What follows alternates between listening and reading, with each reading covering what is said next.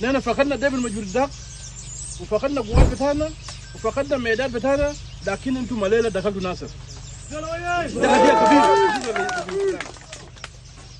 Disarm or face the full force of the South Sudanese People Defense Forces. That is the message that has been given by the leadership of the army in South Sudan, telling people of two separate states that they need to disarm, they need to follow the law. But the leadership of these two states that have been targeted by the South Sudanese People Defense Forces is out there saying that we are not ready to disarm. If you're not going to do it correctly, then there is going to be a problem. Well, that is the story that I'm going to tell you in this video. Which states are these and how is that disarmament going on now that the South Sudanese Defense Forces has given a timeline that in 2 weeks these particular areas need to disarm. But the leaders in these two states are worried about the repercussions of this disarmament. Well, this is bona fide. If you haven't subscribed, kindly subscribe and hit that notification button so that when I release something new on the South Sudan crisis, you get notified as soon as possible. The South Sudanese People Defense Forces has ordered armed youth in Warrap State and Mayom County of Unity State to voluntarily surrender their weapons lest they be disarmed forcibly. That is the order that has come from the South Sudanese People Defense Forces, telling these people that should they refuse to disarm, then there is going to be a problem.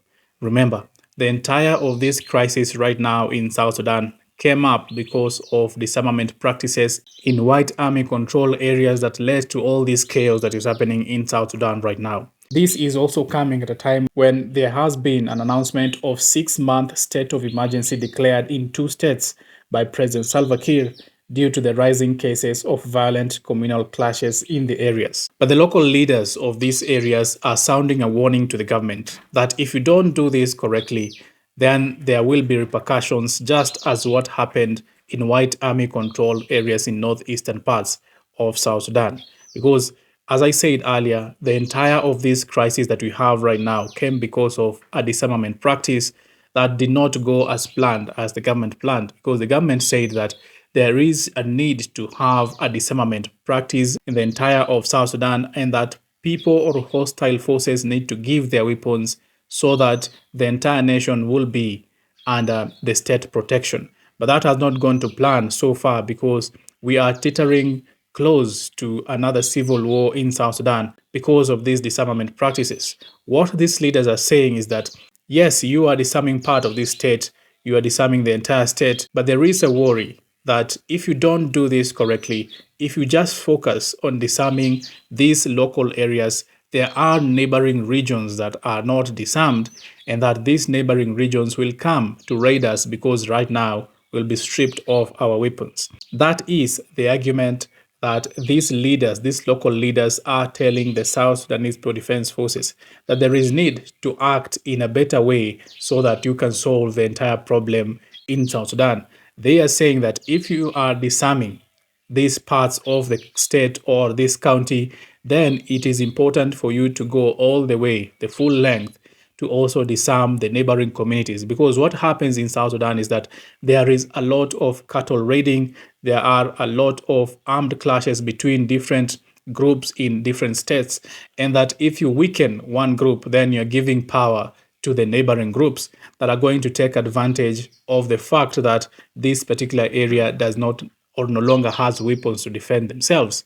So this is what these leaders are saying. And perhaps this is also what caused this entire conflict in South Sudan to happen as it is right now. Because what we know so far is that many people have lost their lives because of these ongoing clashes. The first vice president, of course, is under house arrest because he is accused as one of the principals who instigated violence against the government by the White Army to revolt against the government, against disarmament practices, saying that they were not ready to disarm. The government so far has not released reports about Dr. Riek Machar. They are saying that he is still detained. They are still surrounding his home. They are saying that Dr. Riek Machar will still be incarcerated as long as the government has not finished the investigations against Dr. Riek Machar. Important to note that the wife of Dr. Riek Machar, Angelina Teny, who is also the Minister of Interior of South Sudan, is also under house arrest. Although the government of the day, through Michael Makuei, the spokesperson of South Sudan, says that Angelina Teny is free to move or she's not under house arrest, we have not seen Angelina Teny ever since the first Vice President, Dr. Riek Machar, was reported to be under house arrest.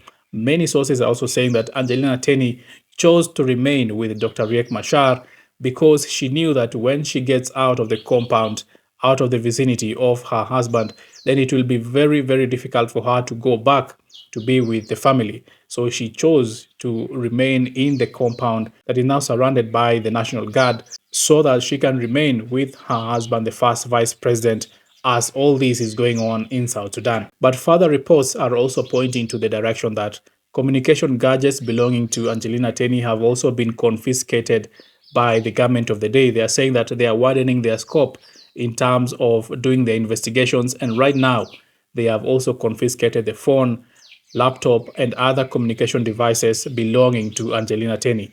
First, they started with the first vice president's communication gadgets, the laptops, the phones, and everything. They confiscated that in their ongoing operations to do their investigations.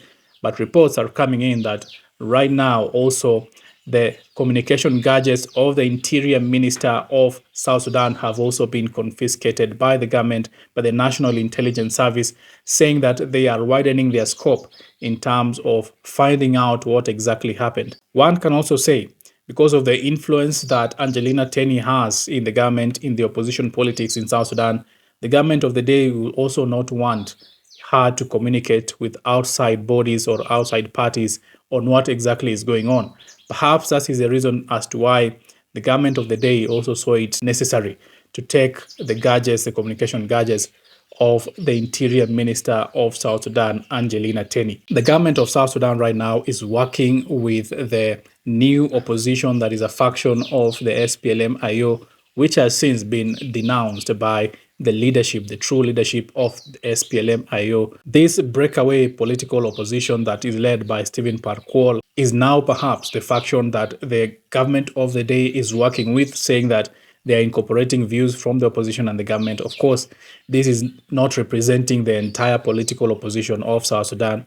The majority of the political opposition still lies with the SPLM-IO, and they are saying that they are not leaving the first vice president alone. They will still continue to follow what the first vice president says, and that there is a leadership channel from SPLM-IO, even though the first vice president as the leader is under house arrest and no word is coming from him.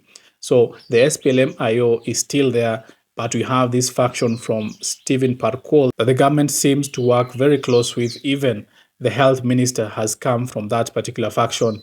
This only goes to say that the South Sudanese government is slowly phasing out SPLM-IO and trying to model some kind of opposition to work with as new developments are coming out of South Sudan of exactly what is happening.